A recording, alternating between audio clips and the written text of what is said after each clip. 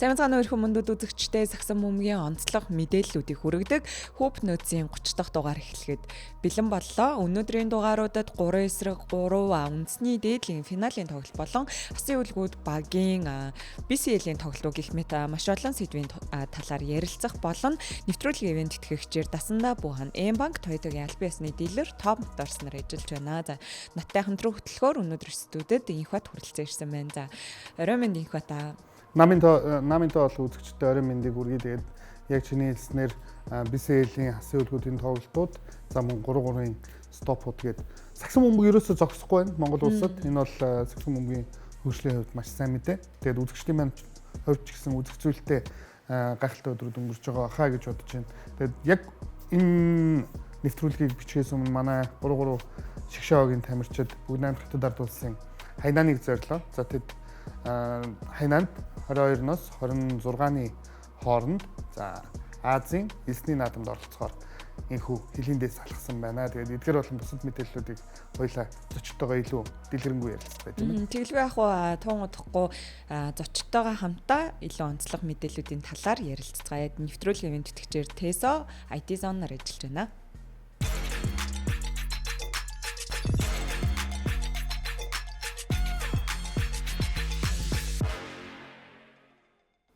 Нэвтрүүлэгт эргээд автомобиль үзэгчтэй нэвтрүүлгийн ивент тэтгэгчээр MCS Coca-Cola Unitel нар ажиллаж байна. За шууд хамтдаа сэдв рүүгээ орцгоё. За тэгээд бүгдэнд нь бас орой мэндийг хүргэе. За тэгээд энэ 7 хоногийн үед бас онцлог мэдээллүүд гэвэл түрүүн бас бит хоёрын хэлсэнчлэн 3-3 Quest Stop 1 болж өндөрлөө. Эний талаар эхлээд ярилцаад явцгаая тийм ээ. Манай хоёрын хувьд бол хоёулаа яг шууд амжилтан дээр нь ажилласан байгаа тийм. Тухайн тэмцээн юу болоод өнгөрөв. Ер нь бол одоо ингээд Дэлиг 3-3 болон Quest тэмцээнүүд нэлээд хэдэн стопууд явчлаа шүү дээ. Ялангуяа лиг. Тэгээд өнгөрсөн даваа болон мигмар гарагт 3-3 Quest Stop 1 явагдлаа.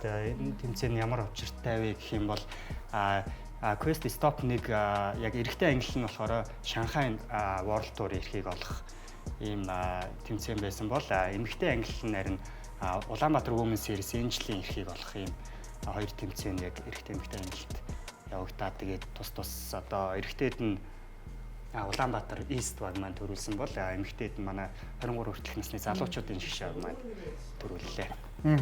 За бид нэс финалийн тоглолтуудын тайм маань харагдж байна. За тэгээд та хоёрын хувьд финалийн тоглолтууд хэрхэн болж өндөрлөө? За яг финалийн тоглолт бол угаасаа энэ хоёр баг аль нь ч удсан бай. World Tour-ийнхаа эрхээ хоёулаа эрхээ авч байгаа юу тийм. Ер нь бол яг World Tour нэг л эрхээ. Тэгээд энэ хоёр баг хоёулаа Улаанбаатар гэдэг нэртэй учраас тэгээд бүрэлдэхүүн нь хоёулаа Улаанбаатар MMC Energy багийн тамирчид учраас аль нь ч удсан бай эрхийг бол аавна. Улаанбаатар эцсийн дүндээ Улаанбаатар MMC Energy аавна л гэсэн. Тэгээд дундаасаа яг нөө шигшж байгаа багаа болно шүү дээ. Тэгэхээр яг энэ тоглолтын хувьд бол хоёулаа финалд гарсан ч гэсэн нэг тийм чухал ач холбогдолтой байна биш үү? Бидний финал гэсэн. Үүнээс гадна одоо энэ хоёр баг энэ шит руу гарч ирэхэд бас юу болов? Narus Meds гэдэг тамирчин одоогийн байдлаар Улаанбаатар багтай хамтдаа 4 тэмцээнд оролцсон. 4 тэмцээнд байсан баха. 4 тэмцээнд оролцохдоо 100% хөвчлөлтэй. Нэг ч хөвчлөл аваагүй байна те. Дотоодын 3 тэмцээнд Улаанбаатар Суперквест бас нэг олон улсын нэг тэмцээн. Тэгэхээр Routesh Meds гэж одоо ямар тамирчин бэ гэдгийг нь бол одоо манай үзэгчдийн мэддэг болцсон баг. Тэгээ энэ тоглогч ирээд манай 3-3 тас нэг том өрөөгөж өгөхүүгүй өгнө. Тэгээд одоогийн байдлаар 100%. За дараа 7 хоногийн амралтын өдрүүдээр Чиндүү World Tour тоглосон. Тэр бол одоо бүр ингээд олон улсын түвшин хамгийн том тэмцээн. Тэр тэмцээнд очиод одоо бас ямар амжилт гарах уу гэдэг л сонирн байна да. Одоо тэгээд нэг тэмцээн дээр гэхэд чинь нэг баг бол аврагын төлөө гарч ирээд тоглоо гэхэд 5 тоглолт хийж байгаа шүү дээ. Тэгэхээр 4 тэмцээн нийтдээ 20 тоглолтод дараалал ялалт байгуулсан. Бас дотоодын хэмжээнд бол өндөр амжилттай хэмжээ. Яг харахгүй ориглын хэлтгэр Чиндүү World Tour хамгийн том шалгалт болох гэдэг юм л та тийм. Тэгээд яг саяны East West гэх манай хоёр баг гэдэг хоорондоо яг West-ийн үед яг хагас гişээ дээр бас их сонирхолтой ширүүн тоглолт хийсэн тийм. Сансарвагийн эсрэг нэмэлт цаг гараад бас тийм. Баазараа гэдэг. Болкогийн дээр баазар байна. Тэгээд нэмэлт цагт бол яалтчгүй туршлагаараа ах нар илүү өргсөн. За тэгээ багш нь байна тийм Стивсээр яг финалд гарч ирсэн East West хоёр багийн хувьд бол яг тоглохын юм бас ярьж ирсэн.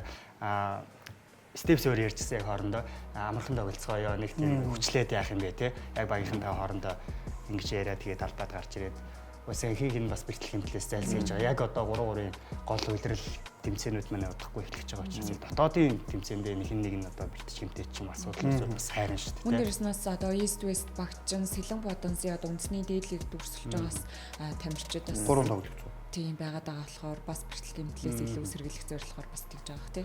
Яг Сингэ хийсэн дээр Сансар багийн бүрэлдэхүүнийг бас үзэгчд маань шинжлэхсэн бүрэлдэхүүнийг бас тэр бүр мэдэхгүй байж магадгүй. Дөлгөөн байгаа, Өсгөөр байгаа, Болко байна.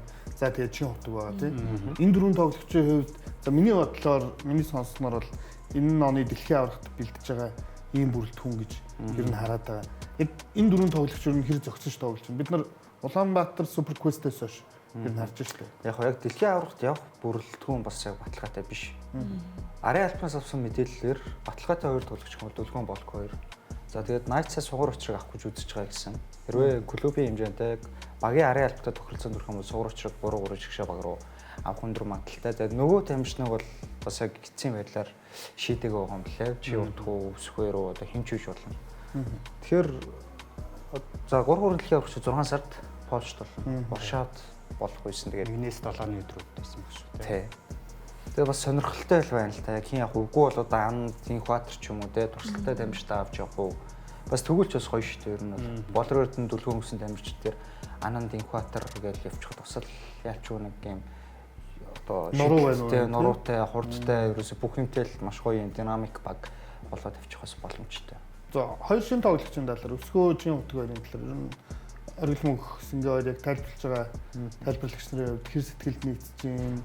Ер нь энэ хоёр тоглогч ялангуяа Өсгөө хоёрын хувьд 3-3 шинхэн ийм тоглогч байгаа шүү дээ. Тэр ирээдүйд харагдаж. Тий. За Өсгөөөрийг бол яг одоо ингээд үзүүлж байгаа тоглолтын хотод бол байж болно. 3-3 ямар ч туршлагагүй те. Тэгээд өөрөө ч яг 5-5 дээр төдөл нэг бөмбөг залдаг тоглогч шиддэг тоглогч яг үнэндээ. Тэгэхээр одоо 3-3-т тасан зогсоход бол баг зэрэг хуцаа хэрэгтэй авах. Сэргээрээ чи утгын тоглолтод бол би бол хувьдаа маш их гонсгор байгаа. Туршлага байгаа юу гэж байгаа шүү дээ. Ур чадварчсан байгаа. Гэтэ тоглолтын дээр үзүүлж байгаа нөлөө их үү гэвэл үгүй. Шидэлтүүд нь тааруу байгаа те. Оноо авахгүй байгаа. Хамгаалтан дээрсэн төдөл сайн биш байна. Тэгвэл чи утгт бол одоохондоо сэтгэл гонсгорлоо. Уг нь бол 3-3-ын туршлага нилээдгүй зузаан тоглолт. Бараг жоохносоо бэлтгэгдсэн хүмүүсийн нэг шүү дээ те. Залуучуудын шгшээ гэж явсан. Нөгөө талд бол Өсгөөр харин өстой анх удаага тоглож байгаа гэхэд их хайтайхан бас яг яаж ямар үед ямар тоглох яг нэг тийм туршлагын асуудал байгаа л та. Гэтэ Өсгөөрийн үед бас чухал үед дайрах үедээ дайраад алдаа салгаад тэгээд ер нь сая өнгөрсөн квестнийг стопт бол Өсгөөр тунд аваад авсан гэж харж байгаа. Сая нэвтрүүлэг эхлээд дуржсэнчлэн эсний наадам болох гэж байна. Энэ наадмын бүрэлдэхүүн бас зарлагдаад мэдэгдсэн байгаа тий. Бүрэлдэхүүний талаар надад бол инх тэмүүлэн Бажиниам хоёр шинээр орж ирсэн. Эсний наадам одоо Хятадд Хайнан арлын одоо Санья гэдэг хот зохион байгуулагч юм лээ. Тэгээд 22-ноос 28-ны өдрүүдэд байсан санагч. Тэгээд эхнээсээ одоо тэмцээний нээлтийн ажиллагаа явагдаад яг энэ цаг мөчид өчигдөрхөн одоо нээлтийн явагдаад ч юм уу. Эхнээсээ одоо манай бусад спортын төрлүүд 14 спортын 15 төрлөд тамирчид өрсөлдөн. Тэгээд манай 3-3 шгшээ эрэгтэй эмэгтэй шгшээ явахаар болсон. Яг эмэгтэй шгшээгийн үед сая нөгөө Women Series-ийн ирэх болох стопт оролцсон яг бүрэлдэхүүнээр Ням цэцэг, Нарангой, Болор цэцэг, Болор эрдэнэ гэсэн яг одоо энэ стопын финал тоглосон энэ бүрэлдэхүүн явж байгаа. За тэгээд өмнөх Light Quest-ийн стоп 2-д орсон бүрэлдэхүүнд бол яг энэ багийн бүрэлдэхүүнд Жавзан дулан байсан. Тэгээд Ням цэцэг бол яг нэг оюутны лигийн финалтай байж таарад тоглоог бол яг энэ дээр бол тэмцээнд эсний наадамд орох бүрэлдэхүүнээрээ яваад бас сонирхолтой нь яг энэ Баянгол Амазонстой нэг хэсэгт орсон ингээд A-хэсэгт 4 баг байсан. Тэгээд Амазонсын хувьд хэсэгтээ нэг ч хожигдоогүй 3 тэг гэсэн амжилттай шууд хагас шгшээ рүү гарсан. Тэгээд манай шгшөөгийн хэсэгтээ 19-17-оор илүү хожигдсон байсан. Тэгээд тий Амазонст хожигдсон байсан. Тэгээд гарч ирээд маргааш нь одоо асагдах шатны тоглолтын дээр ингээд явсаар байгаа финал таарахад бол өстой илүү өрхөжтэй. Яг маш нэг тоглолтыг гаргасан гэх юм уу та.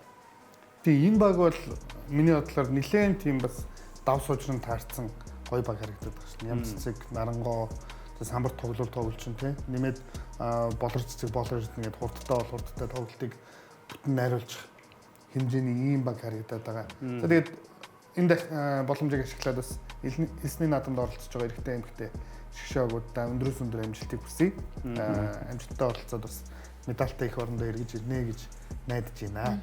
Эсний наадам дээр ер нь бид нэр одоо амжилт үзүүлж байсан тохиолдол байд юм болов уу? Ер нь ямар амжилтууд байд юм бэлээ? Яг 3-3-ын олон улсын тэмцээс бараг хамгийн анхны медаль эсний наадмаас байдаг 12 оны 12 он 16 он баг. тий 12 он 16 онд манай баг медаль авчихсан. 16 оны бүрэлдэхүүндэн болохоор яг одоо манай 17 оны Азийн аварга болж ирсэн. Яг домогт дөрөв домогт дөрөв одоо Улаанбаатарын нэмсгийн дөрөв маань орж медаль авч ирсэн мэлээ. Тэгээд бүр Аз гэхээс илүү бүр дэлхийн эсний наадмаас медаль авч ирсэн тохиолдол юм бол 19 оны Катарын Дохад болсон эсний наадмууд одоо тухайн үедээ одоо циркчт гэж яг яригддаг байсан шүү дээ. Гаан эрдэнэ алтан гэрэл их баяр тэгээд анан гэсэн.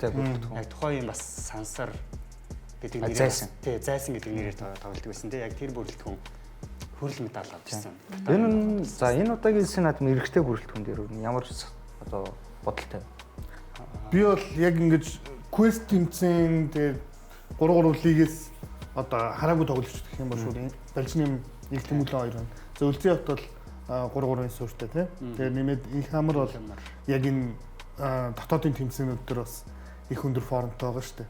Тэгэхээр их тэмүүлэн хэр формтой байгаа вэ гэдгийг бас их сонирхож байна. Өөрөө бол гэхдээ 3-3-ын бас туршлагатай юм тоглож байна. Их тэмүүлэн бол 3-3 дээр яг гоё болоод байна шүү дээ. Шидэлтэй хурдан хамгаалт нар амар гол нэг тэсвэр тагчаад байгаагүй юм гэхдээ. Тэгэл 10 минутанд тасралтгүй ажилладаг өөрөө баруун зүүн ажилталтаа ууршдаг те хамгаалт нар маш гоё мэдрэлтэй тоглолт. Нэг тэмүүлэн бол 3 дэрэг амгалан тоглолдог багтаа л үнэхээр гоё өгдөг. Чи яг нэг 2-3 жил юм. Тэгээ Балжин нэмч гэсэн гайгүй бах уу те. Балжин нэмч нөгөө залуучууд зүүн Азийн залуучуудын наадамд бас тэр чинь 5-5 шүү дээ. 5-5 дээр. Тэгээ ер нь бол Балжин нэм бас 3-3 тоглолцсон. Ер нь нэлээл өндөр бүрэлдэхүүн байна те. Ингээд Үлзий хотоос бусд нь бол нуруулаг юм. Инх амар л хэд саяны өнгөрсөн Light Quest тэгээд дотоодын нэмцэнүүдэд бол яг Цэранбаатартай нэг баг болж тоглоод байгаа шүү дээ тийм. Ер нь гоё бүрэлдэхүүн. Эрэгтэй эмэгтэй бол хоёулаа л маш гоё бүрэлдэхүүн. Болж үлдээсэн. Тэгээд үзэгчид бас гайхчихж магадгүй. Яагаад тийм залуу бүрэлдэхүүн явуулж байгаа бол тэмцээний журам нөөрөө тийм. 23-аас доош насны тамирчид Сагсан бөмбөгийн спортын төрөлд оролцох хэрэгтэй. За тэгэхээр ямар ч тач бид нараас эх 7 хоногийн хувьд бол яг элсний наадамд одоо ямархуу амжилт үзүүлсэн талаар бас яриад байж ах нэ. Тэгээд одоо дараагийн сэдв рүүгээ хамтдаа орцгоё. За дараагийн сэдв болохоор хасын үлгүүд баг BCL-ийн тэмцээнүүдэд 19-21 болсон тэмцээнүүдэд яваад ирсэн байгаа. За тэгээд хамгийн ихний тэмцээн болохоор 19-нд болсон New Taipei Kings багтай тоглосон тоглолтын талаар хамтдаа ярьцгаая. За энэ тоглолтыг үзсэн үү? Ер нь ямархуу тоглолт болж өнгөрөв? Ер нь хасын хүлгүүд багийн хувьд маш ойрхон онооны зүрхтэй очигдсан. Тоглолт болсон. Энд ч ерөөсөө яг нэг оноогоор гэж өгдөг тоглолт. Яг тэгээ тоглолтыг их таарахын эхлүүлсэн л дээ. Ер нь одоо юу гэдэг нь New Taipei Kings-ээс олон шидэлтүүд ч бас өндөр хөвтөн унжсэн. Яг тэр шидэх боломжийн ч гэсэн хасын үлгүүд яг хамгаалтын алдаанууд дээрээс их олон удаа олгцсон л доо. Тэгээд яг хөө миний хувьд бол ялчвал Ягонарын зүрүү бас жоохон гарсан уу гэж бодсон. Бусдаараа манай энэ 50-аас дотоодын тоглогчид манай дотоодын тоглогчид бол нэг ялгаа бол харагддаг шүү дээ. Манай хорыг илүү гарна гэж нэг төдийлөн дутаад байгаа зүйл бол харагдаагүй. Азия тоод энэ дөр баг оноо авгүй шүү дээ. Эхний тоглолтоор 50 байлж үзтгээр Миллер 8 довтлоод ердөө нэгийг нь одоо цагт томгаасан гэдэг ч юм уу те. Нөгөө талаас нь Жэйлн хараас нь яаж тоглолоо, Гарднер нь яалаа, Тоолберт ямар байлаа. Манайхаас ганц болсон Тоолберт л байсан. Тэгээ Барса 10-аас дээш унаа авсан ч гэсэн бас л маш олон тоглохоор 33%-ийн тоглохоотой ч үлээ да. Өөрнөө тийм л тоглолт болсон доо. Хэрвээ Миллерээс за боли нэг те яаж ч тэр 8 довтлооны нэг 30%-тэй гэл 3-ыг нь унгацсан л бол манайх хожиж байгаа газар байхгүй. Миллер чинь 7 хоногт дууссан шүү дээ. Тоглолтыг. Тэгээд бас нэг анзаарсан зүйл гэх юм бол Тоотын тоглолтын дээр Харс чи яг энэ New Taipei Kings-ийн бүрэлдэхүүнд орж ирээд эхний тоглолтын дээр бүр алдсан шүү дээ. Тэгээ манайхтайс бас үлгүүттэй шүү дээ. Супер байдаг. Тоот тим байж одоо тим хэмжээний тоглогч авчрахад одоо бас асуудалтай байсан болоо да. Тоот бол миний сэтгэл үнэхээр хүрэхгүй. Гэхдээ яг одоо эхний тоглолтын дээр за өстой эхнийх юмдаа гэл нэг өмөрмөр байлч те. Тэгээ яг ч нөгөө талбай дээр байгаа байдал ч юм уу ер нь хийж байгаа зүйлсээс яг ч надад бол нэг тийм амар формгүй бэлтгэл мотой ч юм уу те. Өмнө нь ер нь яг ямар ч багт байсан. Яг идэвхтэй тоглож ирсэн үгүй л олон асуулт гаргахаар л харагдчихсан. Сэргээрээ Ньюта Пекингсээс одоо X хөлгүүдийн тоглолч те доолборт талбайд үр ашигтай тоглолтоор хамгийн одоо өндөр нь байсан 26 гэж харагдсан. Тэгээ дээрээс нь доолбортын үед ялчул одоо манайхны эсрэг тоглоос урцсан лигт одоо удирдах жингээ тоглосон тоглогчид бол хамгийн сайн тоглолтоо гаргасан. Тэгээд Харрис гэдэг тэр тоглогч байна те. Харрисыг 20 10 хийж тэ 11 ассист 11 ассист 6 самбар тавьчихлаа. Үнэхээр онцгой тоглолт үзүүлсэн. Харрисийн хувьд нэг тийм зогсоогч юм шиг. Хин тайлбарлагч маань өвтөл хэлээдсэн байхгүй. Ер нь энэ тоглогчийг яаж зогсоох хэрэгтэй юм бэ? Гол үнэхээр уран юм лээ. Баруун зүүн тэр шидэлтүүд нь бол бас амар юм лээ тий. Тэр жийлэн Харрис чүүл өөр төвшмөл. Хасын үлгүүдэд миний хувьд нэг анзаарагдаад байгаа зүйл улирлаас хойш байгаад байна л да. Улиралт ч гэсэн бид нар ярьж лээс яг ер нь ингээд нэлээд хэд хэдэн тоглолт улирлын явцад ч гэсэн ажиглагдж байсан шүү дээ. Оноо дутуу байж байгаа дандаа сүулт барьдаг. Яг юунаас болоод ер нь тэгээд байна гэж харж байна. Би бол зөв шууд 100% тийш гэтэл ер нь л Миллерт айгүй холбоотой. Яг Миллерийн тоглолт болохгүй л байвал одоо Монгол тамирчдын тийм сэтгэл зүйш магадгүй те. Миллер ороод ирчүүл манайх асуудал болж шнэ. Тэгэл техний хагас Миллер болохгүй орны зөрүү жоохон ингээл баагаар холцоор хөлгүүд хөжигдөл хэлдэг. Тэгэл яг тэр 3 дугаарыг хөлгүүдийн айхтар 3 дугаар үеийг харахад дандаа Барса Азаа өрөөслөөр нь хамааралтай болов. Миллер орж ирэхгүй бол тэр хоёр бүх хариуцлагыг өрөндөө багийнхаа оноог өөртөө нуруунд дээр авч яваал нэг чардасаар үжгаал оруулж ирдэг. Тэгээ хожуул хожин төгсгөлөө ихгүй л хожигдсон те. Би бол ерөөсөө Миллертэй л хамаатай гэж бодож байна. Тэгээ саяны хоёр тоглолтыг үзсэн ч гэсэн ялангуяа Newton Pekings дээр Барса дээр бэлдсэн хамгаалтын судалгаа бол маш сайн байсан. Тэгээ Миллер дээр ч гэсэн үнээр амар л. Яг Златан өөрөө шилтэн дээр гарангууд Newton Pekings юм бол шийдвүүлээгүй ш. Тоолбортож дагаж гарч ирээл, Гарднерж гарч ирээл, дандаа өндөр амлагч нам боо ингээд яг нэг Миллер тэр бүр ингээд тулж чаа те ерөөсөө ямар ч нэм шидэлтийн орон зай өгөхгүй байсан. Тэгэхээр одоо саяас ярьж л анил та тийм Миллер одоо Барса хоёр дээр илүү одоо тактик илүү сайн бэлдсэн гэдэг ч юм уу. Тэгвэл эсэргээрээ тэр хоёрыг хамгаалтад ороод ирэхэд хэн илүү бөмбөгийг хатгах ёстой юм болоо гэж бодож байна. Яг тийм хүн бас яг хэцүү шүү дээ. Тэгэл Азиа тоодод ер нь тоод байх ёстой байсан болов. Багийн харьяа албан одоо хүссэснээр бол тэгээ данш тоод нь тийм байж хэцүү. Хэрвээ тоодын оронд Warren ч юм уу, Wesley ч юм уу нэг тийм жоохон ISO тоглолттой. Тэгээ заавал багийн бус тамирчтай шалтгаалгүйгээр өөрөө хувийн ур чадвар бодтой талбараа дайраад орчдог, алдаа авчдаг, оноо авчдаг тийм тоглогч байсан бол саяны хоёр тоглолтноор бол асуудалгүй л гэж бодож байна. Тоодод яг таагуурын хувьд бол жоохон сэтгэл дунаар юм биш үү? Тэгвэл бид нар өмнө яг хэдхэн 7 хоногийн өмнө ямар одоо лигонор тамирчид орж ирэх боломжтой талаар ярьжсэн шүү дээ. Тэгвэл тоодын оронд хэн байсан бол илүү нөлөөхтэй байх байсан бол гэж одоо бодож байна. Бид нарт Пел орж ирж байсан. Тэгээд Warren орж ирж байсан, Wesley орж ирж байсан. Mackenzie Moore гэсэн нэр явж байсан. Тэгэхээр хэн байсан бол илүү нөлөөтэй байх байсан бол гэж харж байна. Гэхдээ яг хасын хөлгүүд гэдэг бол жилийн жилд яг лигонор сонголт дээр хамгийн шилдэг нь байдаг те. Нэг тэгж алдаад байдгүй. Тэгэл яг харж байгаа л өөрсдөө яг тэр шийдвэрээ гаргасан л байх л та. Тэгээд тэр тоглогч нь яг нэг олон одоо нэг тийм алддаггүй багт яг юм чухал үед бас нэг юм болчих. Гэхдээ яг цаана дахиад тоглолт байгаа штэ. Одоо гэртээ үлээж авах 3 тоглолт байна те. Одоо энэ тоглолтууд яг тоод бас ямар тоглолт гаргах юм бэ? Тэгээд шидэл дундахгүй 33-аас 8 гэж шидэж 80-79 өртөө нэг онооны зөрүү гэдэг бол бас тэ сонирхолтой л юм үзүүлэлт харагдав. Яг хөө тэгээд би зүгээр хөө энэ жоохон тэнэг гомдлол тоо. Гэхдээ гомдол хийж яашаа зүгээр харамссан сэтгэл юм. Тэр Джейлен Харрисууд 2 шиддэг штэ. Нэгийг нь алдчихсан штэ. Тэгээд эхнийхээгээ алдчихад хоёр дахь хийчихлээ тий. Тэгсэн бол тайм. Тэгсэн бол бас тайм авчиж байгаа хөрөд яг үдчихэж байгаа юм шиг. Эхнийхээгээ ястаа хоёр дахь алдаа. Тэгээд яалчуд ил дээр бас нэг бэлцэн хөлбөрл явж байгаа л гэж би бол анзаарч тэр Миллер нөгөө юун дээрээс нэг аягүй тоон дээрс хэцүү шүү дээ. Тэгэл тэн дээр бас тоолборт нь юм жилээ бас яг л дагаал гараад ирчихлээ л. Энэ бол Миллерийг хэлнэ гэдгийг мэдчихлээ. Хүмүүс бол уусаа бүгд л мэдчихлээ.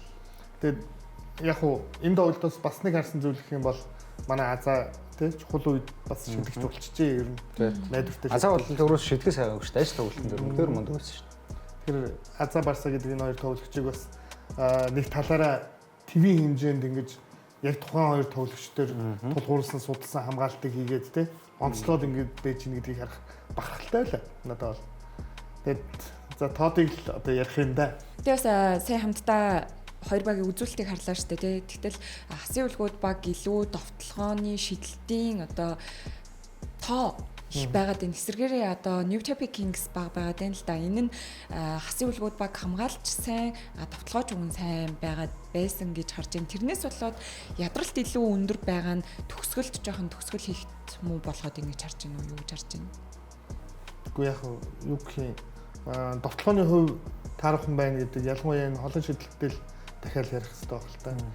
Шиддэг багийн шидэлтүүд унахгүй бол бас ямар хортой вэ гэдгийг нэгдүгээрт харж болох байх. Хоёрдугаарт New Taipei Kings-ийн судалгаа үнэхээр сайн байсан. Одоо яг аркны араас шидэж байгаа яг тэр шидэлтүүд дээр хөлбөрүүд дээр бол хамгаалагч нар ямар нэг алдаа авахгүй цаг тухайн үед нь нөхөж очиж исэн. Манай хоёрын хувьд юу гэж байна? Яг миний хувьд бол сая 52 баг манахаас нэг илүү хэдэн бүр илт анзаарчихсан зүйл нь тэр экстра пас бодлоос л та. Бүр үнэхээр гоё явд юм биш үү? Дамжуултууд аль 300 пассаар явж гэн 5 тавуулаач үрж гэн заавал доор атгуулаа доор нэг шахлаа нэг туншлоо хоригдтонгоо дахиад гаргадаг те.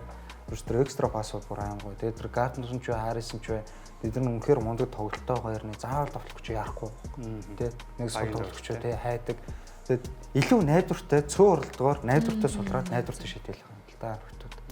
Тэгээд ингээд тоглох болгонд нь цаанаас финалд байгаа нэг баг сайн судалгаа хийж л байгаа болов уу гэж ингэж бодоод байгаа шүү дээ.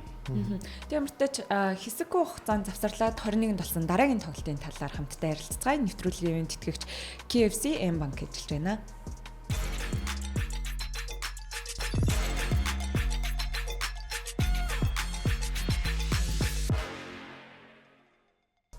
Нэвтрүүлэгт эргээд автомобиль үзэгчтэй нэвтрүүлгийн тэтгэгчээр Toyota-гийн аль биесны дилер Top Motors ажиллаж байна. За дараагийн сэдв маань болохоор 21-нд хийгдсэн Pilots багийн эсрэг тоглосон тоглолт байгаа. За бид бүхэн ч гэсэн өмнөх 7 хоногт ярьжсэн Pilots багийг New Taipei Kings багаас илүү чансаа өндөртэй баг юм байна гэж ярьжсэн.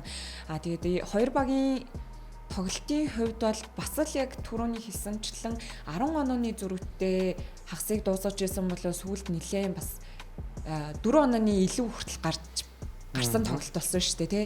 Тэгээ энэ дээр одоо яг юу болов? Тоглолтын тэр оноо дутуу явж байгаад 18-2 гэдэг раныг бүлгүүдээс хийгээд гол шалтгаан тулга байсан. Тулга бол яг энэ бүлгүүдэд яагаад сонгогдож бүлгүүнд орж ирсэн бэ гэдэг бол асуултын хариултыг энэ тоглолтын дээр өгсөн гэж харж байна. Тэгээд Барса эсрэгээрээ тоглолтгүй байх үед тулгын тоглолт маш гоё болж ирсэн. Тийм зүйл ажиглагдсан. Нэг тийм үнэхээр зөрөгтэй залуу юм аа. Юунаас ч яахгүй шүү дээ. Одоо өөртөө олцсон боломж л гэдэг тий. Одгөрлийн тулгын хувьд. Тэгээд энэ боломжоор ч гэсэн маш сайн ашигласан. Тэгээд нэмээд яг хөө миний бодлоор тэр нэг тоглолтын төгсгөлд шүүгчдийн бас нэг үзэмжийн гэх юм уу ганц хоёр үлээлтүүд байсан. Бас л харамсмар тоглол. Оргил мөн. За энэ дээр за нэгт Toyota Pilots бол маш өндөр баг байсан те. Манахаас ер нь бол 3 өндөртэй. Тэгээ William Martino бол Alec Brown гэсэн энэ хоёр тоглогч нь хуйлаа бас маш туршлагатай өндөр түвшинд тоглоод үзсэн тоглогчтой байсан. Тэгээд маш олон давуу талтай те. Өөртөө шидчихдэг, тоглолтоо найруулдаг, цэцлаанууд авдаг тэр Alec Brown-ы тэр catch and shoot-ууд нь бүр үнэхээр амар тийм тоглогч шүү дээ. Тий, зүгээр аваа шиддэг тийм. Гайхалтай тийм. Тэгэхээр тэгэд нөхөр бас нөгөө манай Монгол төвчсэн BCL-ийн тоглолтод ирж байсан. 23 оноос хойш энэ багтаа тоглож байгаа. Түүний өмнө чинь бүр ингээд баг эсвэл баг яваагүй газаргүй юм билээ шүү дээ. Порто Рико тоглосон, Евролигийн бүр Германы Бонд тоглосон, Францын Парис тоглосон. Дандаа Евролигийн контендер том багуудаар тоглосон. NBA-д драфтлагдсан, Америкийн шигшээ багт бүр дуудагдаад Пан-Америкийн аврагуу болцсон.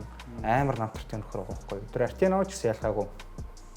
Яг Брауны хэмжээнд төрөхгүй. Азийн бас л томоохон гэж болох ер нь лигүүдээр тоглолцсон. Тэгээд тэр лигүүдээр очиод уусан ингээд хувь амжилттай MVP ч юм уу юу ч үгүй. Тэднийг навцсан. Ийм мундаг багтай тоглолоо.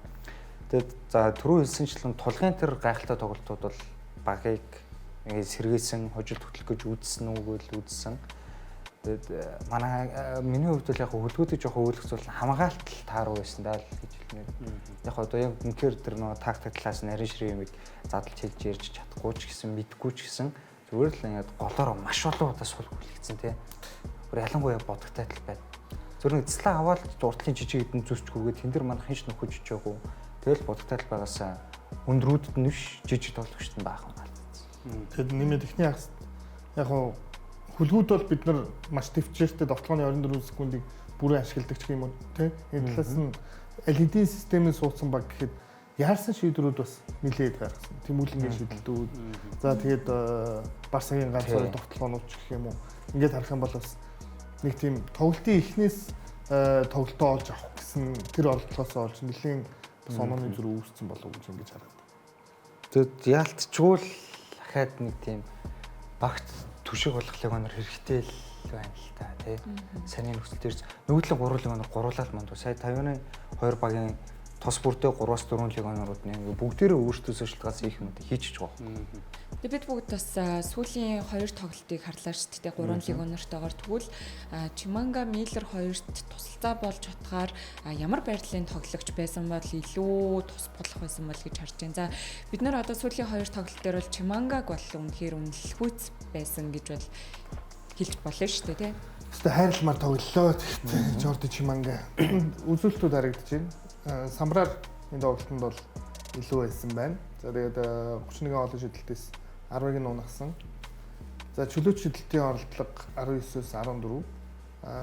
Тун боломжийг шийдсэн. Тэгээд 37 довтлогоноос 17 бас л байж болох ийм үзүүлэлт харагдав. Тэр нэг ихний агсан яг түрүүний ярьсан одоо яарсан довтлогоонууд бас энэ үеийг нэлээд унгацсан болов. Тэгээд тоглолтын төгсгөлт би тэрэн дээр бол амар харамсаж байгаа. Ялангуяа бид нар яг жүжигсэн гэж техник өгсөн тэрнийг шүүгч үлээлт бол яг харахгүй л тэр довтлогч мөр өгөөд слан тавьсан харагдсан. Нэмээд бас нэг түшиг хатгалуу. Түшиг нэг цэгэрхт орж исэн бөмбөгийг хатгасан гэж тооцоогүй тий. Ер нь энэ хоёр шийдвэр бас тоглолтын ялагчийг нэлээд шийдсэн болов уу гэж хараад. Ерөөсөө эсрэг баг бол Барса дээр бас сайн хамгаалсан. Ер нь нөгөө Барсагийн бодогтой талбар руу зөрөгтэй дайраад ордог оролтууд дээр нь тэр өндөр одоо Алек Браун ч гэдэг юм уу тоглогчд их олон хаалт хийсэн те. Тэгээд Барсагийн тоглооны үзүүлэлтийг нь харсан 10-аас 1 гэсэн тоглооны үзтгэл байсан. Бас ойр тараагүй юм тааруухан тоглолтоо гаргасан. Тэгээд нөгөө талд сая харагдсан Pilots 25 олон шидэлтээс 8-ыг унгасан. Энэ 8 шидэлтийн 4-ийг нь Алек Браун ганцаараа хийсэн. Энэ тоглогч тэгээд энэ BCL-ийн тоглолтуудаа стати харсан чинь 20-с дээш оноод унжилж байгаа. Тэгээд холын цай шидэлтийн үн 50-с дээш өвд 52.1 тавьтай байсан шүү дээ. Амар. Тэгээд энэ насн дээр ийм үзүүлэлт дундчлаа. Тэгээд энэ формыг хадгалаад явна гэдэг хэцүү л дээ. Үгүй яг энэ нас жоох ер нь мэдэртэлж зуултаа зайлуулдаг. Тэгээд нас чинь ер нь нэлээд өндөр шүү. Өө одоо бол бид нар саксан дээр 33 34-ийг бол нэлээд өндөр гэж ярьж байна. Ялангуяа хасын үлдээд дээр гэх юм. Тэгээд одоо миний бас нэг харсан зүйл гэх юм бол за Барса хоёр дээр дабл ирээд ч юм уу ингээд хамгаалтын анхаарал очсон байгаа үед Тэмүүлэн их баяр. Тэгээд бус дүүргэн тоглогчд муу байсан муу. Тийм. Хэрэгтэй биш үү? За. Гэтэ одоо яг хөө тэгээд гэртээ их тоглолтын дээр бас өөр болох байх л та. Бүх тоглогч те арай нэг өөр төвлөрөлттэй орж ирэх болов гэсэн гордлого бол байна. Тийм. Ер нь гэртээ их тоглолтууд айгүй чухал болж байна. Манайх бол Neftepe Kings одоогийн байдлаар юунд дотооддоо ирсэн тоглолтод хожигч үзээгүй байгаа. Тэ гэртээ авчирсан тоглолтод бүгдэнд нь хожсон. Баг 3 төгссөн юм баг.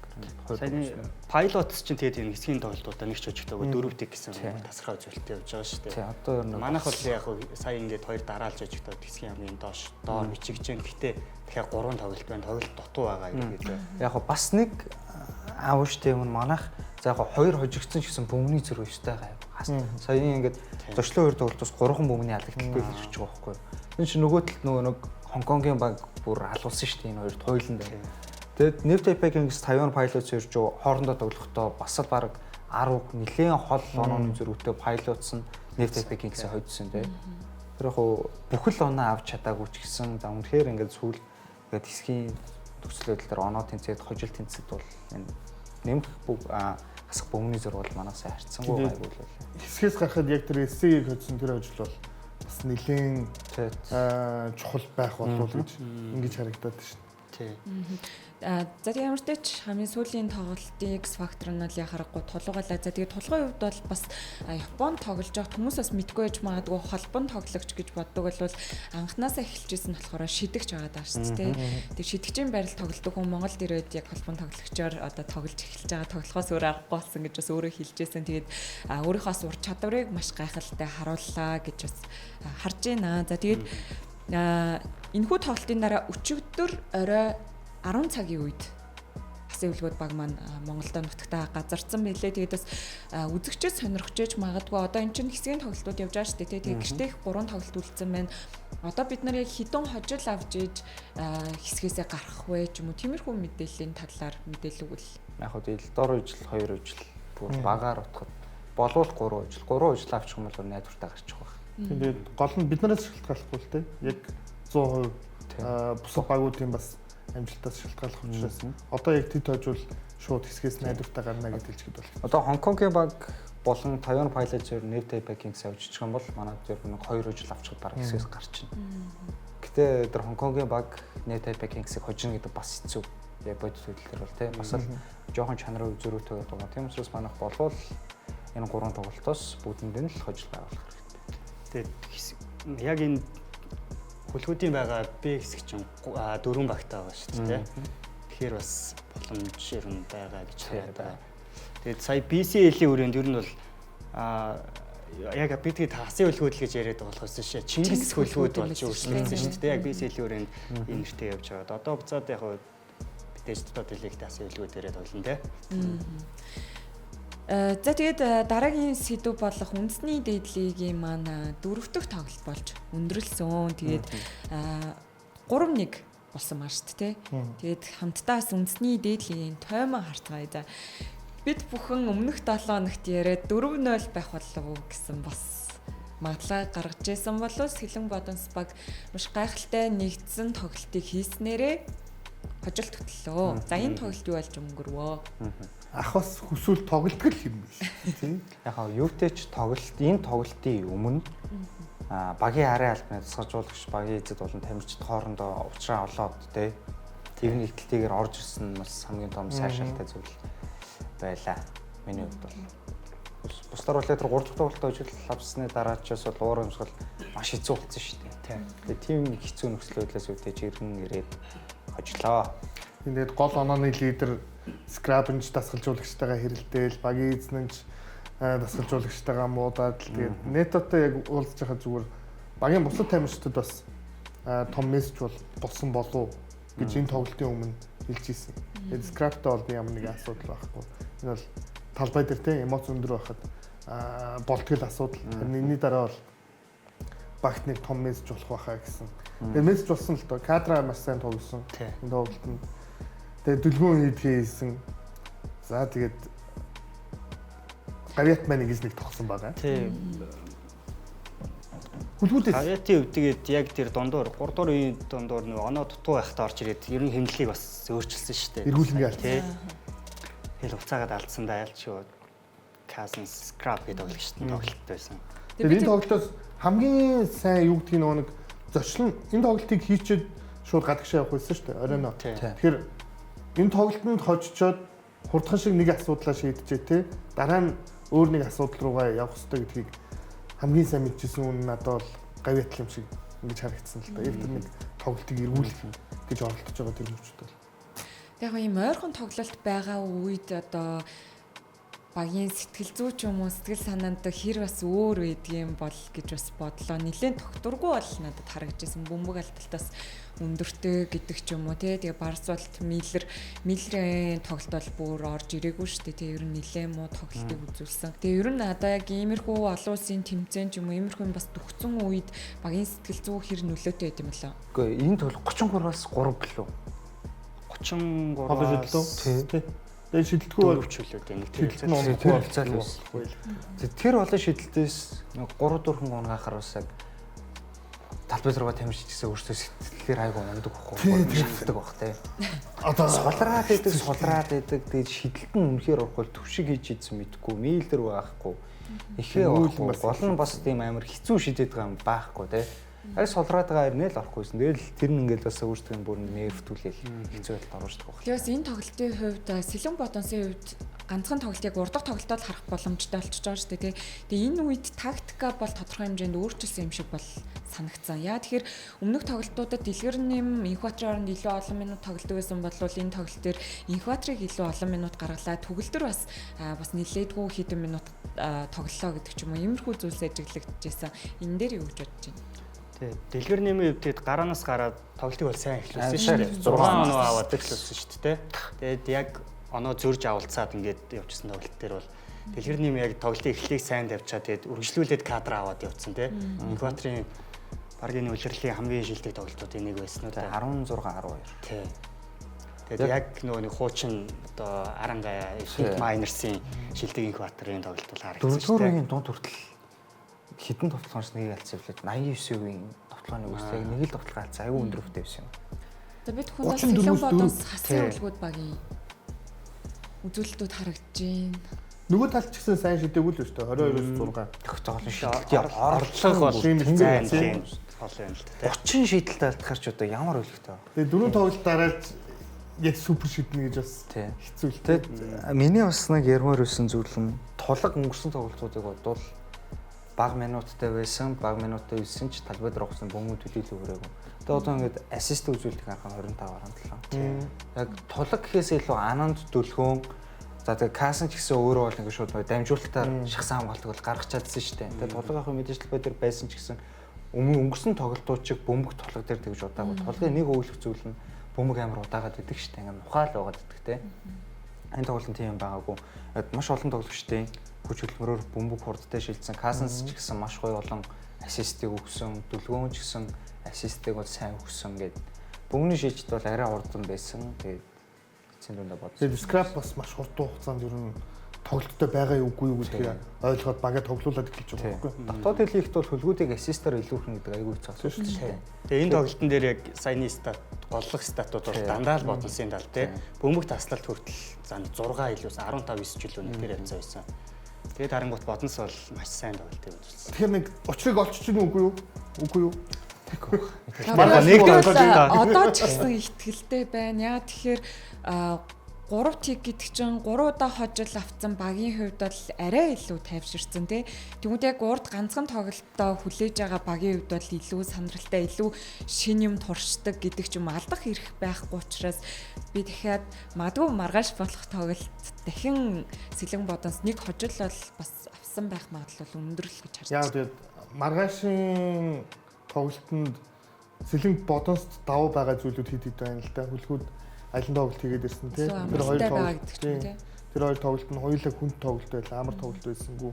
Нэмээд аяллаа ядаргаа гэдэг чинь бас урт хугацаанд тамирчид бас их хэцүү байдаг юм зүйл. Тэгэхээр бодос дахиад нэг боломж байна. Магадгүй 3-2 болчих юм бол цуврал бүр л сонирхолтой амттай болох гэдэг. Цувралыг ер нь юу гэж харж байна? Та мэдгүй. Тэгээд өнгөрсөн дээр дөрөвт гэж хэлээд тэр нь буруутчаад байж байна да. Одоо ер нь энэ 5 дахь тоглолтод хөлгүүд бол өстой байдаг юмаа л гарах байх гэж хараад байгаа шүү дээ. Нэг одоо 3-2 болоод ойртоод ирчихвэл юм чинь.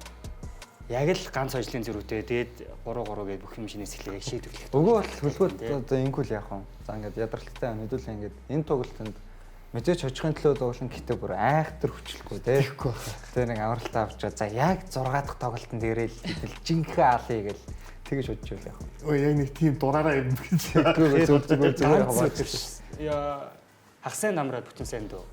Тийм, хагасаа намраад 6 дахь тоглолт тий. Тэгээд 7 дахь гарах юм бол 48 цагийн амралт аваад лав гарагт гарч байгаа. Тэгтээ яг мэдээж одоо хөлгөө дахиад энэ өнгөрсөн тоглолт гэдэг юм уу шидэхгүй.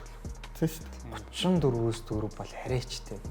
Скрап бол 18 оноо. Гэхдээ бас их олон товтлогоо хийсэн. За Инхбаатрыг яа харахгүй энэ тоглолтоос онцлох хэрэгтэй 18-12. Az2-ын тоглолт, Ян Миллерийн тоглолт энэ статистик үзүүлэлтээр Барсуулт гэсэн тоглогч байхгүй байгааг үзүүлэлт маань харж байгаа. Барсаас яг тийм үлээлтэнд хүрсэн яг өмнөх сайн тоглолтоо гаргаж чадсан. Инженерчид тэгээд кадр дээр нэмээд энэ дээр товтлогын үзүүлэлт нь сайн 2 или 3 блоктэй. Тэгээ бөмбөг алдалтныг л байлгүйтэй байна. Үнхээр сайн. Тэгээс яг сая хэлсэнчлэн Барсагийн үзүүлэлт байхгүй нэ гэж хэллээ шүү дээ тий. Тэгвэл Барса Түшиг хоёрыг яг энэ тоглолт төр хэн сайн зогсов уу? Одоо өөрсдөө довтлохоо нэхэр болоогүй дээ. Яг зогсоосон гэж хэлэхээр бас хэцүү. За Түшиг бол маш олон тасал шийдсэн. Яг ер нь л хангалттай 5 дахьтай зайтай шийдэлсэн үнэхээр болоогүй. Одоо тэгээд бас нэг яг орилмог битэрийн түрүүний ярьжсэн ялгаа байхгүй. Гадагшаа цуслан тоглолтын дээр үүргийн тоглогч нарын тоглолт болохгүй байдаг. Харин яг энэ финалийн зурвалж юм уу, M-банк аренад хийж байгаа тоглолтын дээр тэмүүлэнгийн шийдэлтүүд ороод эхэлдэг тийм. Түшгийн тоглолт ороод эхэлдэг. Их баярын яг тэр хоёр завж ажиллаад эхэлдэг гэх юм. Тэр болгон ороод ирэх юм бол бас Selling Buttons нэг 2-3 тоглогч дээр хамгаалтын анхаарал төвлөрөх биш эргээд бүлгүүдийн багийн тоглолт зогсох. Buttons-с Cousins бас яг яаж тоглох вэ гэдэг чинь өөрөө айгуу том юм болчиход шүү дээ. Өнгөрсөн тоглолт чигээ ингээд тэгж айгуу гоё довтлогоон дээр тийм жоохон хүчээ төрөмгийн агрессив тоглоо те. Дамжуулалтаа ингээ өдгөөрөө өгөөд тэгээд тоглол бодон сожно.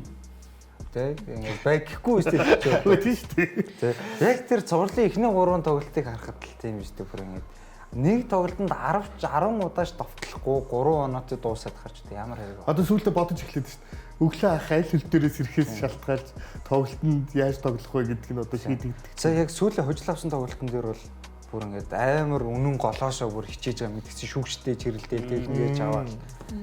За одоо бол бидэнд яг энэ аврагын цувралд үзүүлж байгаа хасын үлгүүдийн тоглогчдын нөлөө харагдаж байна.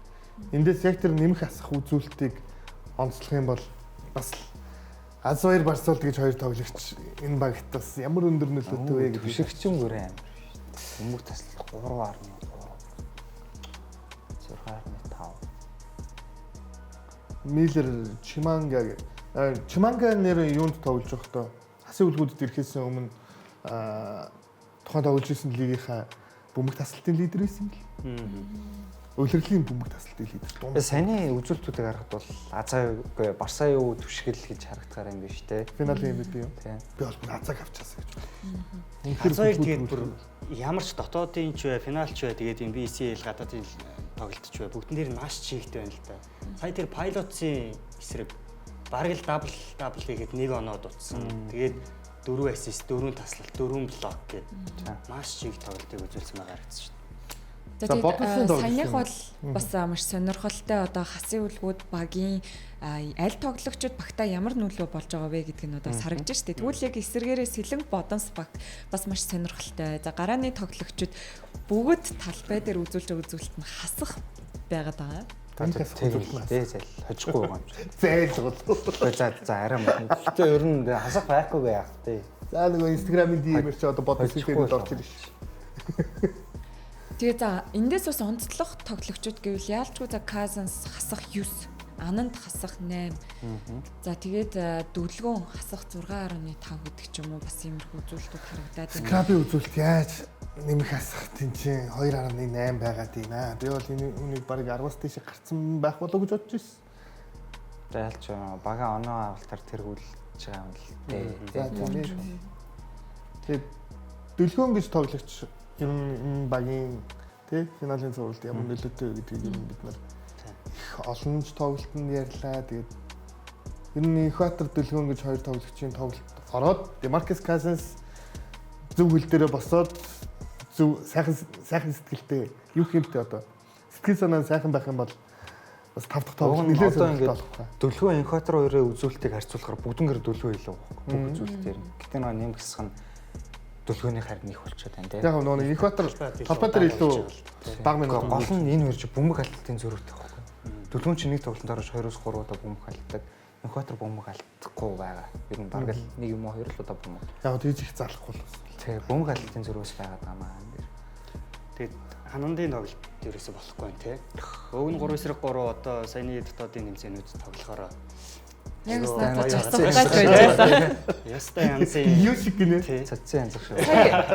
Супер Quest дээр хүртэл те одоо яг тэр тоглолтын одоо MVP шилдэг тоглогчоос болсон шүү дээ. Тэгээ 30 оноо авсан байлоо. Тэмцээний шилдэг болсон. Тэгээ тэмцээний шилдэг болсон. Тэгтэл яагаад юусэн яг нэг юм 5 дээр болж өгөхгүй байгаад байна. Эсвэл үнэхээр тэр нөгөө бөмбөгний зүрхэндээ байгаад байна. Яг юунд байгаад байна гэж харж байгаа. Бас нэг юм дээр гайхаад байна. Одоо юу гэдгийг ягаад энэ финалийн цуврал те чухал цуврал явж байгаад Дүлгөө Ананд Инхбатар Дэлгэр нэм гэсэн энэ дөрөв тоглогч ингээл 3-3 стоп бас оролцоод байна. Гэрээтэй байвал яа. Гэрээтэй бай. Яг гоо гэрээтэй л те. Тэгтээ тэгэл гэрээгээ дагчих واخ. Улаанбаатар багтай яриад нэг тоглолтод бол 3 гадаад тоглогчтой отхон жаргалтай тоглож болоод байсан шүү дээ. Нэг стоп дээр. Тэгээд ядаж эхний хэдэн цуурлаа дуусгацсан бол одоо ингээл 3-3-ын бөмбөг өрөөл 5-5-ын бөмбөг өрөөл ингээл авчихна. Бас нэг юм орж эргээд бас нэг нөлөөлөх юм шүү. Битггүй надад бол эсэргээрээ зүгээр энэ олон хоног бас одоо юу гэдэг Зүгээр сууж хормалж харин чинь бас тоглолтод ороо тий яг нөгөө Тэртээ дөрвөл касс скраб дарах мархнаар тий явж байгаа юм чи шонжон болдог дээр зураг авах явж байгаа юм чи. Нэр чигстэй зураг авчихсан юм тий. Шонжон болдог дээр зураг авчихсан шүү. тийм байх гэж бодож байна. Тэгээд тийм ээ. Тэгээд яаж нөлөөлөхийг хэдүүлээ маргаачлаа да одоо. Юу болох юм бэ? Тэгэхээр бас одоо хэсэгэн хугацааны дараа магадгүй нэг хожлын дараа эсвэл магадгүй хэдхэн хожлын дараа үлрэл финалийн MVP шалгарах бас төхөөд байна. Аль баг авраг авах нь уу те. Хэрвээ асын өвлгүүд баг одоо авраг авах юм бол 3 үлрэл дараалж авраг авсан гэдгээрээ бас маш онцгой одоо ийм өмнөх болох нэ. гаргасан амжилтад автсан тий. Тийм бидэнд бас үлрэлийн MVP биш финалийн MVP авах магадлал өндөр тоглогчид харагдж байна л да. Тэгээд ер нь холбоог хараад байхад илүү индекс хараад байгаа санагдсан зү. Тэгэд индексийг харахад бол Az2 бүр эргэлт буцалтгүйгээр финалийн MVP болж байгаа юм л да. За хэрвээ Сэлэн Бодонс баг хожил байгууллаа гэхэд бол Монгол тоглогч бол финалийн MVP авах боломжгүй болчиход байгаа юм. За тэгээд асын өвлгүүдээс ганц юмыг онцлоход хэрвээ асын өвлгүүд баг финал авраг аваад хэрвээ финалийн MVP-н ямар нэгэн Монгол тамирчин болох юм бол 3 улирлийн дараа эргээд Монгол тамирчин финалийн MVP болж байгаараа бас их онцлогтой байгаа. Тэгсэн чинь бодос төрүүлээд касс финалийн MVP авчихлаа. Тэгвэл бас их сонирхолтой. Түүнээс бол тэгээд Легонор Амилер Чиманга хоёр бол энэ чигсалтанд бол орохгүй байна тий. Яаж ч утсан. Тэр нь байхгүй юм байна. Миллер чинь бас бэрхшээл хэмтэлтэй тийм байсан. Тэгэнгүүт нөгөө талаас асын өвлгүүд хэрвээ төрүүлэх юм бол Az2 эргэлт буцалгүй яагаад ч байх юм байна. Тийм нөгөө талаас харин бодос төрүүлвэл хинбэ гэдэг дээр бас их олон тоглогч яригдах болов.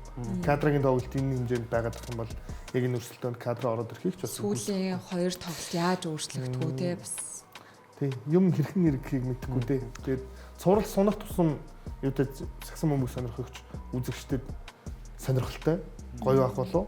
Тэгээд асын өлгүүд бол цувралыг эртхэн дуусгах гэж ингэж л бодож байгаа. Сая тэр 4 дахь тоглолтын дээр Барсагийн жоохон таархан тоглосон яг энэ финалийн MVP-ийн чигсалтаас жоохон хойш татчихлаа тийм. Азаа эсэргээр яг тогтвортой тоглолтоо гаргаад байна. Тэгээд яг өмнө нь бол яг Азаа юу Барсаа юу гэж ирсэн бол одоо ингээд Азаа гэдгээр тал руугаа ингээд хийгээд шүү дээ. Одоо ер нь ганц тоглолтод за шийдэглээ гэж бодоход Азаагийн үзүүлэлт бол нэг наашаад дээшээ доошоо Барсаатай дээр доороо орж бол солигдохгүй болвол гэж тийм харж байна. За тийм маргааш харъя да одоо. Тэгээд өмнөх яг дугаар дээр 4-4 гэд ярьсан болохоор одоо үнэхээр юу гэж хэлэхэд хэцүү болчиход байна. За гэхдээ бодосын сүүлийн тоглолтыг харахад бол миний хувьд маргааш бас бодос хожиж. Одоо хожил 2 тийшээ. Тийм. Цуврал 3-2 шүү.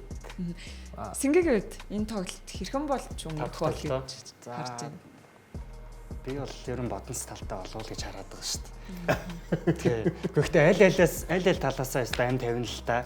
Гэхдээ бодонс бол яг нэг хожигдсан бас одоо багийн хоёр бодонс юм уу? Би бол тийж боддог байхгүй.